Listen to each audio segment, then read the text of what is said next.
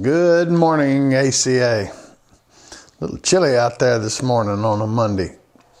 Doing a little reminiscing. Yesterday, we were handing out all the seniors caps and gowns, and it was really a special day just seeing the kids again. I wish you all could have been there. It'd been fun to have the teachers lining up the road as they drove through and picked out. But what was really cool is after they finished getting their stuff and we took a picture with them, a lot of them went over in the parking lot or down by the softball field in groups and just stopped and talked. And it's really special how much they like each other, and they all told us how much they missed the school. So that was pretty cool. All right, let's finish up 2 Corinthians chapter 10 in our devotional thought this morning. And there's a couple of verses that stood out to me toward the end of the chapter there. One, Paul says, be careful who brags about what, He said, who are we in terms of commending ourselves? We don't do that. But some of you guys think you're kind of special, and really you're not. He says, if you compare yourselves to yourselves, that's not wise. And I found over the years, there's really two deep ways of thinking for most individuals. One's in the realm of pride and kind of thinking, well, I'm pretty special. I can do this or I can do that, or, I don't do nonsense, smoke, chew, or drink, or go out with girls that do, and that kind of stuff.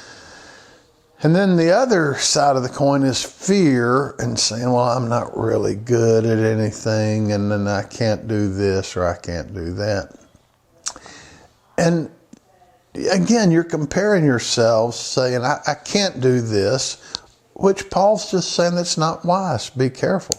Well, you go down to verse 17, and it says, if you're going to think about how well you're equipped to handle what's going on in the world, boast in the Lord, because He's the one that gives you the strength. Paul knew that more than anything. He said, I'm the chief of sinners, and yet God's given me the ability to reach out and minister to the world. How cool is that?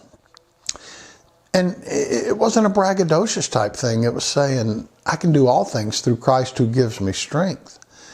And I think that's the way we look at it. If you look at the bottom of chapter 10, when I sent you that last week, there's a footnote to verse 17 that I looked up this morning. It's Jeremiah 9:24. And it said, if you're going to boast about this, that you have the understanding to know the Lord. That's a really amazing thought, because he said, then you'll see that I'm made of kindness and truth and righteousness, and these kind of things is what the Lord delights in. But it says you have to have the understanding to know the Lord. All right, Paul's saying, be careful what your thinking leads you to saying, I'm good at this or I'm not so good at this. It's the same way of thinking. It's focusing on who we are. And focus on boasting in who God is. And Jeremiah says it's an understanding of who God is. Once you understand what God has done, and it deeply moves you, it changes your whole life. You know that, and I know that. And that's what Paul's writing right here. It gives you the ability to say, I can do all things through Christ who gives me strength. And there's nothing focusing on me. It's all about Christ working in me. I'll leave you with this one thought where Paul says, and we've read it, we have this treasure in earthen vessels. It just glows out of us.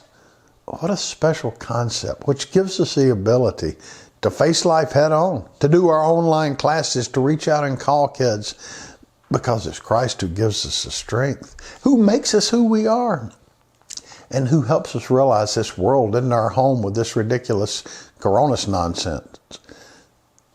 It's all about Him.